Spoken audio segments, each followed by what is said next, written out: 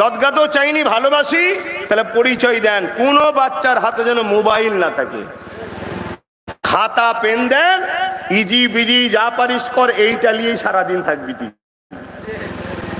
ওইটাই যদি পারে আগামী দিন আপনার বাচ্চাকে আবার একটা সুন্দর সকাল দিতে খাতার পেন। কেন আমার ইসলামের প্রথম কথা হলো ইকরা, পড়ো। কথা বুঝে আসছে? সেটা থেকে আমরা অনেক দূরে। অনেকে ধারণা কি হবে, বাইরে যাক, টাকা পয়সা ইনকাম করে গাড়ি বাড়ি করবে, 20 বছর ধরে টাকা পয়সা ইনকাম করে বাড়ি গাড়ি করবেন, সব ঠিক আছে। 20 বছর পরে বলবে আপনি নাগরিক নয়, বেরিয়ে যান। কি করবেন? কথা মাথায় ঢুকছে না? ঢোকেনে? আর যদি আপনার ছেলেটাকে একটা জজ বানিয়ে রাখতে পারতেন, আইপিএস অফিসার বানাতে পারতেন, ডিএম বানাতে পারতেন, বিডিও বানাতে পারতেন, পুলিশ সুপার বানাতে পারতেন, তাহলে কি তাড়াতে পারতো? কি গো, আমার অসুবিধা হচ্ছে নাকি? তো যা, কোন কথা বলতে গিয়ে চলে গেলাম এদিকে, যে মায়েরা দেড়খানাতে দুখানাতে এত পেরেশান, বাড়ি বাড়ি সব বন্ধন লোন ঢুকে গেছে। ঢুকেছে না ঢোকেনে? কথা বলেন, লজ্জা করছেন কেন? হ্যাঁ, এটা তো প্ল্যান। আমাদেরকে শেষ করতে গেলে প্ল্যান তো করতে হবে। তারা জানে যেদিন আমরা সুদ খেয়ে ফেলবো, সেদিন আমরা ঘোষণা দিলাম আল্লাহ ও নবীর সঙ্গে যুদ্ধ করার। নাউজুবিল্লাহ বলেন। সব থেকে প্রথম গুনাহ, 70টা গুনাহ হয় সুদের। প্রথম গুনাহ হলো যদি কেউ সুদ খেয়ে ফেলে, সে ঘোষণা দিচ্ছে আমি আল্লাহ ও রসুলের সঙ্গে যুদ্ধের ঘোষণা, অর্থাৎ সে নমরুদ, আজকের নমরুদ। কথা বুঝছেন তো নাকি? তাহলে এটা প্ল্যান করে আমাদের ঢুকানো হলো। প্রথমে বানানো হলো আমাদেরকে গরিব, প্ল্যান করে। গরিব যখন হয়ে গেছে কি করবে? বাড়ি বাড়ির সামনে এসেছে 2%, 2%, 2%, 1%, 1%। আমি ভাবছি পেটের জ্বালা, দে বাবা 1% তো, কিন্তু না, আপনাকে আল্লাহ ও রসুলের সাহায্য থেকে সরানো হচ্ছে, আপনি বুঝতেই পাচ্ছেন না কেন? যারা সরাতে চাইছে তারা জানে বদরে 313 জনই ঠিক করেছে। তারা জানে মঈনুদ্দিন আজমিরি একাই সাইজ করেছিল। এরা যদি সুদখোর না হয়, এদেরকে সাইজ করা যাবে না। ঢুকাও, ঢুকে গেছে। তারপরে আবার অনেকে ভিক্ষা দেয়, 500, 1000, 1500, 2000 ভিক্ষা দেয়। কি ব্যাপার? অভাব, অভাব। দুখানাতে এত অভাব, অথচ 5 জন, 6 জন, 7 জন, 8 জন ছিল। বাপ মা এত খাওয়াতো, ছেলেগুলো আল্লাহ করে মোটা তাজা থাকতো। কই আমাদের বাপ দাদাদের তো অভাব হয়নি। এত কি অভাব ধরে গেল? বরকত কমে গেছে না? বরকতটা কেন কমে? খুঁজতে হবে না? ফজরের বেলা যে নামাজ পড়ে না, তার সংসারে বরকত থাকে না। আমাদের ফজরের নামাজ আছে? বলেন বলেন, আমার কথা বলবেন তো। আমি বরকত কমে গেছে, ওইটার পিছনে ট্রিটমেন্ট না করে সংসারের অভাব দেখছো। তুমি লেবে সুদের টাকা, তুমি লেবে ফ্রিতে 2000 টাকা, 4000 টাকার রোগ পরশু দিন আসবে। কি করবে এবারে? সমাধানের একটাই রাস্তা।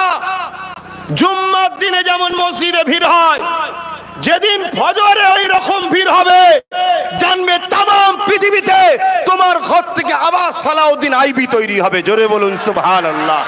তার আগে পর্যন্ত যত যাই করো, বা 50 বার হজ করে আসো আর 5 কোটি মাদ্রাসা করে ফেলো, কিচ্ছু হবে না, কিচ্ছু হবে না।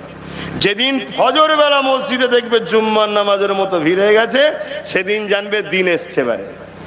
তার আগ পর্যন্ত ওই পাগলা কুকুর গ্রামে ঢুকলে কি করো তোমরা? ঠিক সেম দশা তোমার আমার এখন তেমন। কি ভুল বলছি নাকি? এ তাড়াচ্ছে ওর কাছে, ও তাড়াচ্ছে ওর কাছে, ও তাড়াচ্ছে এর কাছে, এই তো ঘুরে ঘুরেই বেড়াচ্ছি। হ্যাঁ, মায়েরা, বোনেরা, নওজওয়ানেরা, ভুল আমাকে বুঝবেন না। আমি আপনাদের দুশমন নয়, বাঁচাবার চেষ্টায় বুঝাচ্ছি। কিন্তু বাঁচাবার মালিক তো আমি নই, আমার কাজ তো বুঝিয়ে চেষ্টা করা। আল্লাহ বলেছে যে জাতি পরিবর্তন হতে চায়, আমি আল্লাহ অবশ্যই তাদের পরিবর্তন করব।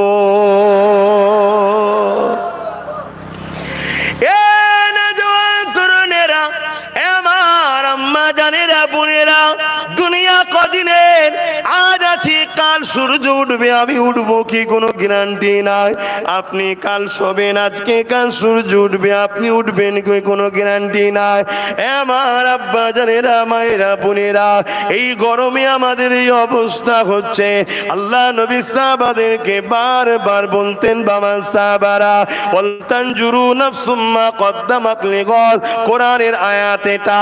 বাবারা তোমরা পরকালের জন্য বেশি বেশি করে চিন্তা করো। সাহাবা হুজুররা বলতে লেগেছেন ইয়া রাসূলুল্লাহ হাবিবাল্লাহ ময়দানে মাশর পরকালটা কেমন হবে।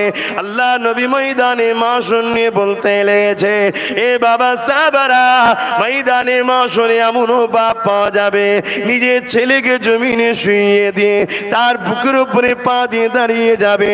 এমনও ছেলে পাওয়া যাবে মেছে মা বাপকে জমিনে শুইয়ে দিয়ে তার বুকের উপরে পা দিয়ে দাঁড়িয়ে যাবে। এমনও মা পাওয়া যাবে নিজের মেয়েকে জমিনে শুইয়ে দিয়ে তার বুকের উপরে পা দিয়ে দাঁড়িয়ে যাবে।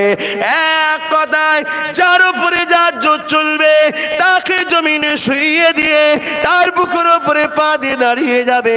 সাহাবা হুজুররা শুনে কাঁদে আর বলে ইয়া রাসূলুল্লাহ হাবিবাল্লাহ এরকমটা কেন হবে।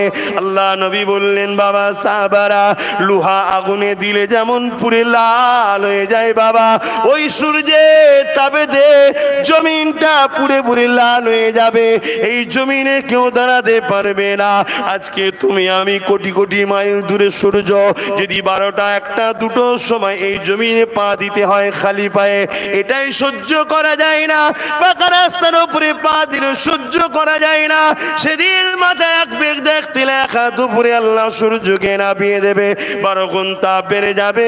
সেদিন তাহলে কি দশাটা হবে। এই জন্য যার উপরে যার জোর চলবে তাকে জমিনে শুইয়ে দিয়ে তার বুকের উপরে পা দিয়ে দাঁড়িয়ে যাবে। আমার আব্বা আম্মা ভাই বোনেরা আমি আপনাদের কাছে অনুরোধ করি আপনারা যদি এই বিপদ থেকে দুনিয়া আখিরাত থেকে নাজাত পেতে চান একটাই রাস্তা ওই রাস্তা হলো মুহাম্মাদুর রাসূল। আরো জোরে বলুন সুবহান আল্লাহ। আর মুহাম্মদ রাসূল হলেন কোরআনের বাস্তব। আম্মা জান আয়েশা সিদ্দিকা রাদিয়াল্লাহু তাআলা আনহা বলছেন কানা খুলুকুল্লাহুল কোরআন। আমার নবীর চরিত্র লাইফ স্টাইলটাই হলো কোরআন। জোরে বলুন সুবহানাল্লাহ। তার মানে নবী যা করেছে কোরআন করেছে। আর কোরআন কার কথা? আল্লাহর কথা। নবী যা করেছে আল্লাহর কথা করেছে। জোরে বলুন সুবহানাল্লাহ। তাই বাঁচার একটাই রাস্তা বাপ ফিরে আসেন ফিরে আসেন। এই দুনিয়ায় বহু ছেলে ধরা আছে তারা ইবলিস শয়তানের পক্ষে কাজ করছে। তোমাকে আমাকে পদ দিয়ে টাকা দিয়ে গদি দিয়ে নানা রকম লোভ লালসা দিয়ে একটাই চক্রান্ত আল্লাহ ও রসুলের থেকে সরাবো অন্য কিছু নয়। একটাই আল্লাহ ও রসুলের থেকে সরিয়ে দাও। কেন? তাদের লক্ষ্য তারা মানুষের খোদা হবে। আর যতদিন এই জমিনে ইমানদার থাকবে ফেরাউনের মতো কারো খোদায়িত্ব মজা করে থাকা খুব মুশকিল আছে। যে তার পিছনে এও সাদা মাটা গরিব মুসলমান তো কি হয়েছে ও তার অন্যায় দেখলেই বলবে এটা অন্যায়। কথা বুঝছেন না বোঝেন? তাই আমাদেরকে যেমন করে হোক কেউ পদে খুশি পদ দে টাকাতে খুশি টাকা দে আরো ইত্যাদি ইত্যাদি নারী থেকে শুরু করে নেশা থেকে শুরু করে আমাদেরকে আল্লাহ ও রসুল থেকে সরিয়ে দিচ্ছে। আমাদের হুঁশি নাই। ময়দানে মাশরে কি হবে এতে যদি এই হয়।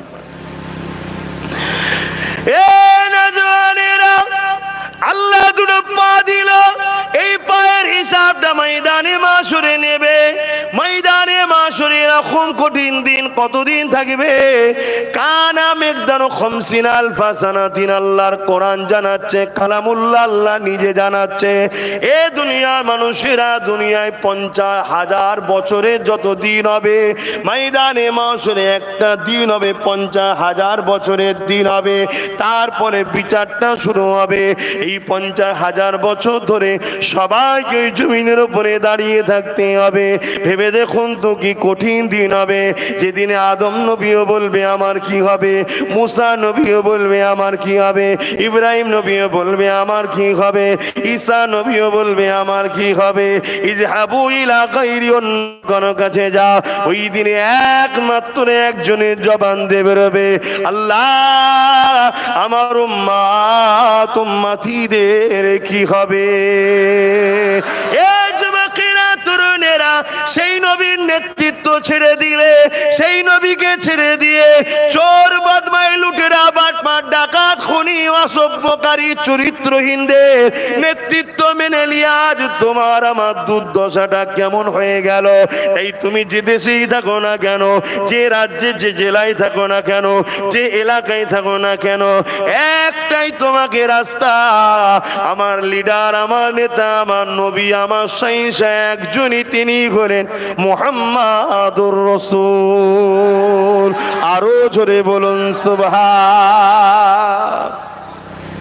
এটা যদি আনতে পারো, এই রাস্তায় যদি ফিরে আসতে পারো, বদরে যেমন ফারিস্তা এসেছিল আবার আসবে, গরিবে নওয়াজকে যেমন আল্লাহ সাহায্য করেছিল আবার করবে। হতবাগ আকবর যখন দ্বীন ইলাহি বার করেছিল, মুজাদ্দিদ আল-ফেসানি আকবরের বিরুদ্ধে করেছিল, হযরতে মুজাদ্দিদ আল-ফেসানিকে আল্লাহ সাহায্য করেছিল, আকবরকে আল্লাহ মিটিয়ে দিয়েছিল। আবার আল্লাহ সাহায্য তোমাদের উপরে আসবে। শুনছেন তো নাকি? কিন্তু আমরা তো উল্টো হয়ে গেছি, ডাকাতের হাত থেকে বাঁচার জন্য চোরের সাহারা নিচ্ছি। কি দশা আমাদের! হ্যাঁ,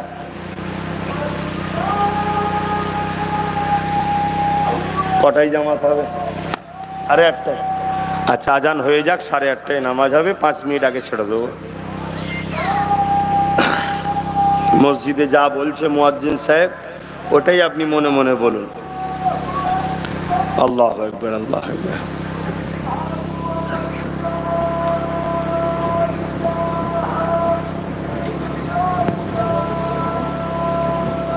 আশহাদু আল্লা ইলাহা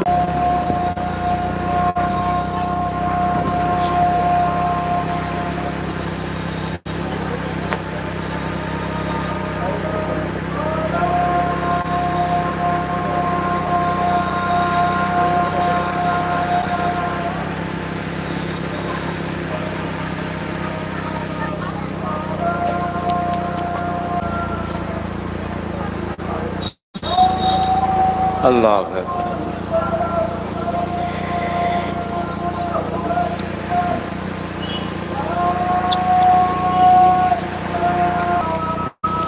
اللهم رب هذه الدعوة التامة محمد الوسيلة الفضيلة الرسول مقام محمود। আজান, এলান থেকে আজান।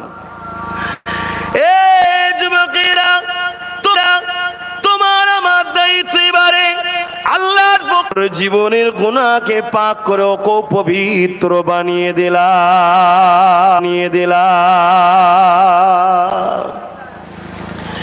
এ নওজওয়ানেরা, হযরতে মুসা আলাইহিস সালাম দূর পারে গেছে আল্লাহ পাকের সঙ্গে কথা বলতে বলতে হঠাৎ করে বললেন, আল্লাহ আমি আপনার সঙ্গে কথা বলছি, আর কি কেউ আপনার সঙ্গে কথা বলবে? আল্লাহ পাক বলছেন, মুসা আমার একদল স্পেশাল বান্দা বান্দি রাখা রয়েছে, যারা আমার সঙ্গে কথা বলবে। তোমার কথা বলাদের কথা বলার মধ্যে অনেক পার্থক্য। কোনো পবিত্র জায়গায় দাঁড়িয়ে আমার সঙ্গে কথা বলতে ও হযরতে মুসা আলাইহিস সালাম, তুমি আমার সঙ্গে কথা বলে এর জন্য টাইম ফিক্সড রয়েছে। তারা আমার সঙ্গে যত খুলেন মুসা না, তোমার আমার বিচখানে 70,000 পর্দা রয়েছে, এক সমস্ত পর্দা উঠিয়ে দিয়ে আমার আল্লাহ তাদের সঙ্গে কথা বলবে। এ যুবকেরা, এই খবরটা শুনে মুসা আলাইহিস সালাম বলেন, আল্লাহ আপনি তাদের রাসূলের উম্মত উম্মতি, আখিরি নবীর উম্মত উম্মতি। ওরা যখন নামাজে দাঁড়াবে, আমি আল্লাহ আমার সঙ্গে কথা বলা শুরু হলো। কিভাবে কথা বলবে? তারা পড়বে বিসমিল্লাহির রহমানির রহিম। আর রহমান আল্লামাল কুরআন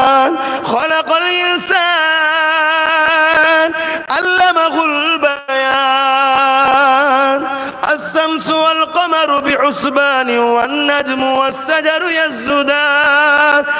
এক কথাই ততক্ষণ তারা কোরআন পড়বে। কোরআন হলো কালামুল্লাহ, আমি আল্লাহ আমার সঙ্গে কথা হবে। আরো জোরে বলুন সুবহান। আমরা তো বন্ধ করে দিয়েছি আল্লাহর সঙ্গে কথা বলা। আমরা যদি দাস হয়ে একবার বল আল্লাহ ভুল করি, শুধু এতটুকু বল, আল্লাহ আমি ভুল করেছি আর করবো নি। আল্লাহ বলছে যেমন মায়ের পেট থেকে পাঠিয়েছিলাম, গুনাহ ছিল না, যা আছে সব মাফ করে দেবো। জোরে বলুন সুবহানাল্লাহ।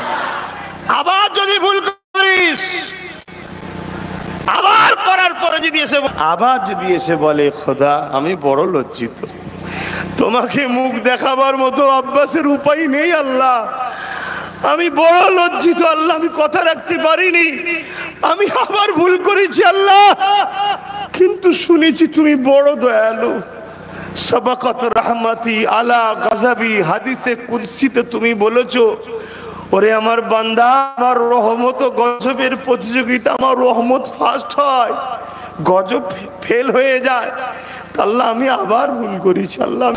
এমনি জানলে নেবে আল্লাহ, এই আমি হুজুর বলে আল্লাহকে ছেড়ানিত করেছে যাতে করে দিনের শিক্ষা দেবে, উনি নেবে। এই পার্থক্যটা দুনিয়ায় একে অপরের সম্মান করতে হয়, কিন্তু আল্লাহর কাছে আমার পরিচয় তোমার পরিচয় কি? দাস। হ্যাঁ, এবার দাসের মধ্যে কোয়ালিটি আছে।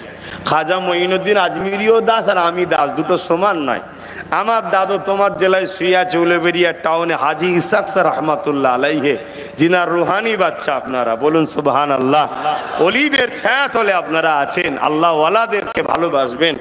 তিনিও আল্লাহ করে আল্লাহর দাস, আমিও আল্লাহর দাস। তিনি আর আমার মধ্যে পার্থক্য আছে, তিনি আল্লাহকে অনেক খুশি করেছে।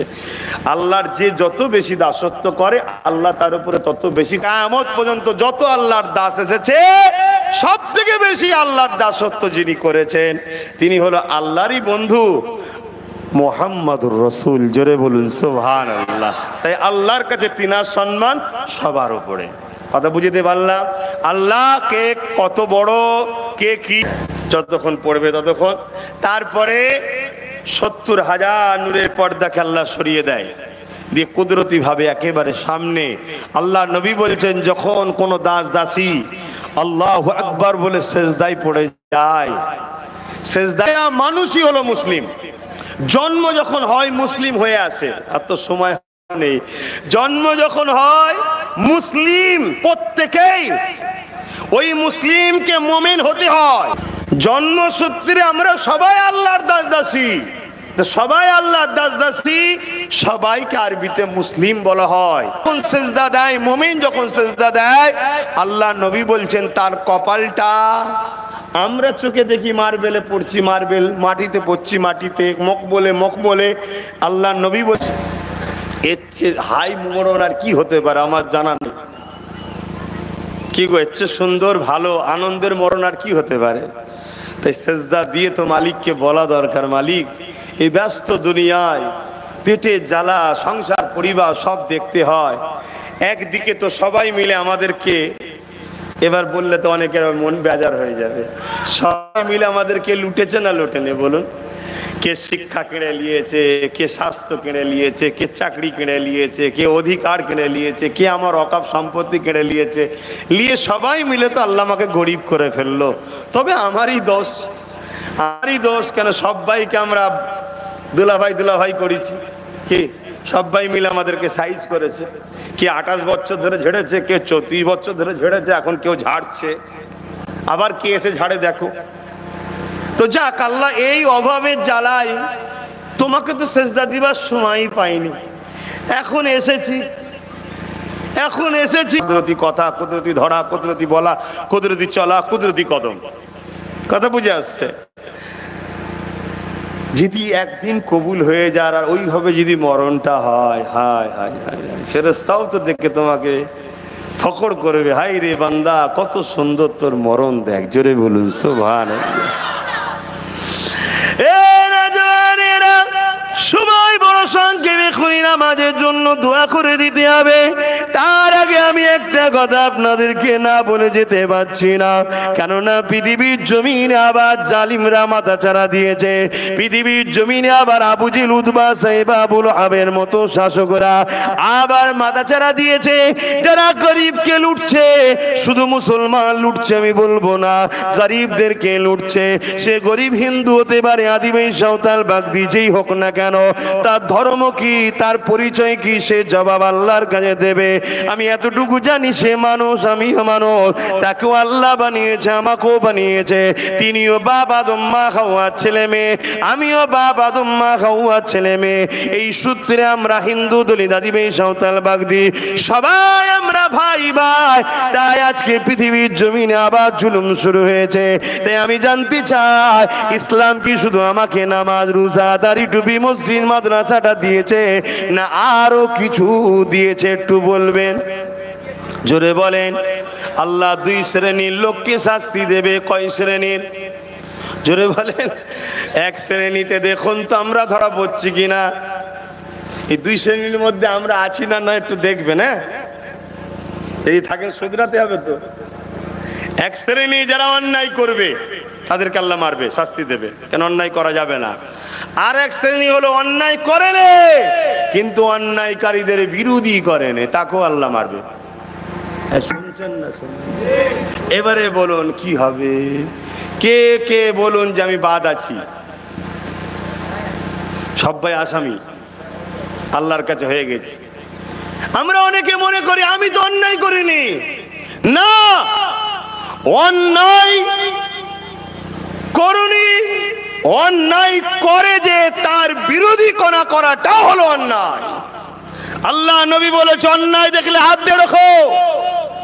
হাত দিয়ে রুখতে পারোনি, মুখ দিয়ে প্রতিবাদ করো। মুখ দিয়ে প্রতিবাদ করতে পারছো না, অন্তর থেকে ঘৃণা করো।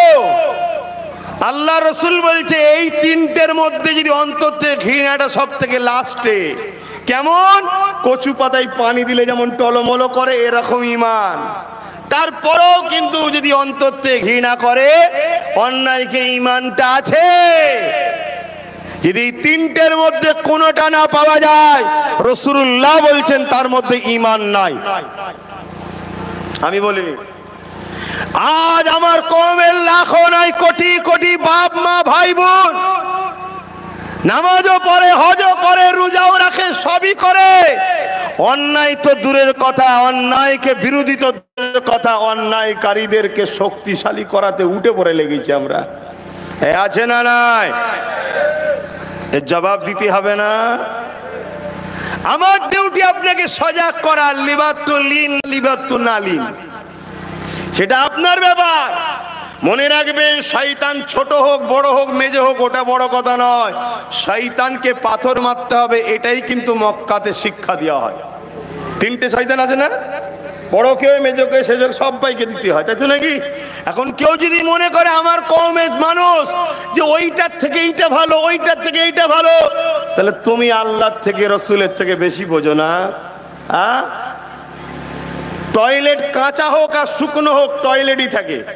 বুঝতে পারছেন না? পায়খানা, পিসাব, পুরাতন হোক আর নতুন হোক, নাপাকি থাকে।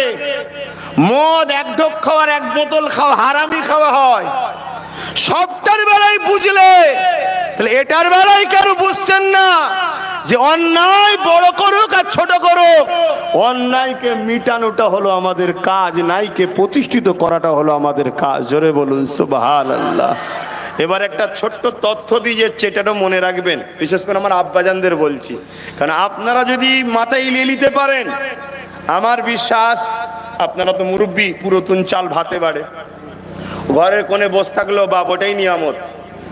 কথা বুঝে আসছে? তাহলে দেখবেন সব ঠিক হয়ে যাবে। আল্লাহ নবী 570 খ্রিস্টাব্দে দুনিয়ায় এসেছে। 40 বছর বয়সে নবুয়াতের কাজ শুরু করেছে, তার মানে 610। নবী মেরাজে গেছে কবে বলুন না? বলতে পারছেন না? 621। তাহলে 610-এ নবুয়াতের কাজ শুরু করেছে, 621-এ মেরাজে গেছে। এই 11টা বছর রসুল কি করেছে বলেন? মেরাজ থেকে তো নবী নামাজ এনেছে, মেরাজ থেকে তো নবী রোজা এনেছে। মেরাজের আগে উম্মতে মুহাম্মাদির জন্য নামাজ ফরজ ছিল না, রোজা ফরজ ছিল না, মেরাজ থেকে আনার পরে ফরজ হয়েছে। তাহলে এই 11টা বছর নবী কি করেছে?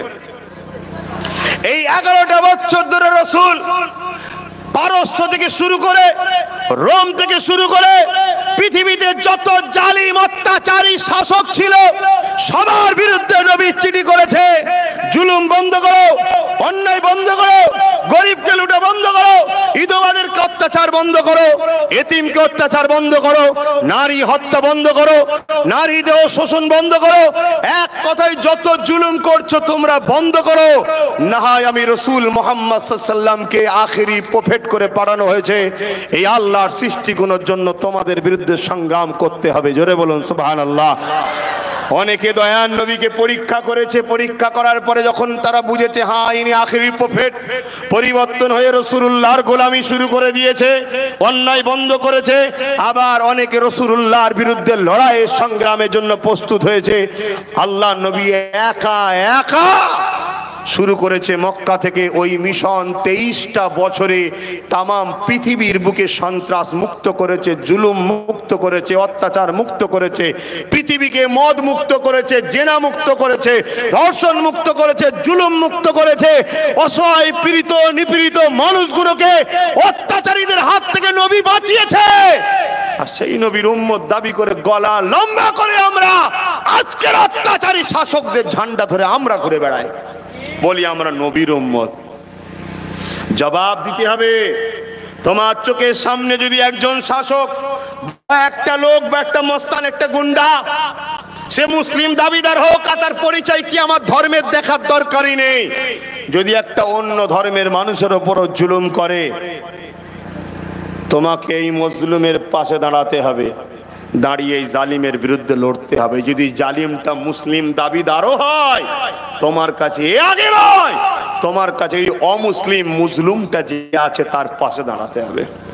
তার পাশে দাঁড়িয়ে তাকে এই জালিমের হাত থেকে বাঁচাবার নাম হলো ইসলাম। জোরে বলুন সুবহানাল্লাহ। যদি তার পাশে দাঁড়াতে গিয়ে এই জালিমের হাত থেকে বাঁচাতে গিয়ে চেষ্টা সংগ্রাম করতে গিয়ে যদি তুমি আমি মারা যাই, আল্লাহ নবী বলছে তোমাকে আমাকে কিয়ামতের দিনে আল্লাহর সৃষ্টির উপরে দয়া দেখানোর জন্য মারা যাওয়াতে শহীদের মর্যাদা দিয়ে বেহিসাব জান্নাত দেবে। জোরে বলুন সুবহানাল্লাহ। আরো প্রশ্ন হতে পারে, ভাই হিন্দু বাপ ভাই মা বোনের জন্য লড়াই করলে আল্লাহ কি শহীদের মর্যাদা দেবে, বেহিসাব জান্নাত দেবে? হ্যাঁ, রেকর্ড হচ্ছে, চ্যালেঞ্জ দিয়ে বলে যাচ্ছি, যদি কোনো হিন্দু মা, হিন্দু বোন, হিন্দু ভাই, আদিবাসী হোক, দলিত, সাঁওতাল হোক, যেই হোক, তার উপরে যদি জুলুম হয়, সেটি মজলুম হয়। আর জুলুমটা যদি কোনো নামধারী মুসলমান করে, যে জুলুম করে সে তো মুমিন থাকতে পারে না, তার বিরুদ্ধে লড়ে যদি তুমি অসহায় অন্য ধর্মের মানুষ, তো কি হয়েছে? সৃষ্টি তো তিনি করেছে যিনি তোমায় করেছে, সেই স্রষ্টা সৃষ্টিকে বাঁচাবার জন্য তুমি যদি লড়াই করে মারা যাও, আল্লাহ তোমাকে বেহিসাব জান্নাত দেবে। জোরে বলুন সুবহানাল্লাহ। আজ বলতে আমি বাধ্য হচ্ছি, খারাপ নেবেন কি জানি না, দেশকে ভালোবাসা এটাও রাসূলুল্লাহ সাল্লাল্লাহু আলাইহি। জোরে বলুন সুবহানাল্লাহ। মসজিদকে যেমন ভালোবাসেন, মাদ্রাসাকে ভালোবাসেন, ঠিক তেমনই দেশকেও তো ভালোবাসতে হবে, এটাও তো রাসূলুল্লাহরই। কেন নবী নিজের মাতৃভূমি ভারতকে কি বলে, মক্কাকে ভালোবেসেছে। আমাদের মাতৃভূমি কোনটা? ভারত। আজ আমার দেশ ধ্বংসের দিকে, আজ আমার দেশ গরিবের দিকে, আমার দেশ আজকে শেষের দিকে, আমার রাজ্য আজকে ধ্বংসের দিকে। আপনি বলবেন হুজুর এসব কথা আপনি বলছেন জলসায় কেন? এজন্যই বলছি, আমার আল্লাহ কোরআনে রাসূলকে মডেল বানিয়েছে, আর নবী ধর্মনীতি শিখিয়েছে, সমাজনীতি শিখিয়েছে, অর্থনীতি শিখিয়েছে, এডুকেশন নীতি শিখিয়েছে, সম্প্রীতি নীতি শিখিয়েছে, মানববন্ধন নীতি শিখিয়েছে, রাষ্ট্রনীতিও মুহাম্মদ রাসূল শিখিয়েছে। জোরে বলুন সুবহানাল্লাহ। রাজনীতির নীতি রাসূল পাক 10 বছর ধরে রাষ্ট্রপ্রধান হয়ে বসে আমাদেরকে শিখিয়েছে। জোরে বলুন সুবহানাল্লাহ। তাহলে সবটা তো আমি আমার কমকে শিখাবো না? আমার কম যদি 2 প্লেট বিরিয়ানির জন্য আর গরিব অসহায়কে লোটে, আর যারা লোটে তাদেরকে সাপোর্ট করে, আমার কম তো তাদের সাথে জাহান্নামে যাবে। নামাজ পড়ে কি হবে? যাক, আমি আর কথা বাড়াতে পারবো না, আমি এতটুকু করলাম। আপনারা কি আমার কথায় কেউ কষ্ট পেলেন? জোরে বলুন, কষ্ট পেয়েছেন? আল্লাহ কখনো যদি নিয়ে আসে আবার কথা হবে, যদি না আসতেও পারি প্রতি শুক্রবার দিন দরবারে থাকি সকাল 10টা থেকে 12টা, আপনারা যাবেন, ওখানে আরো কথা হবে। আসুন সালাম দেবো, ইয়া নবী সালাম।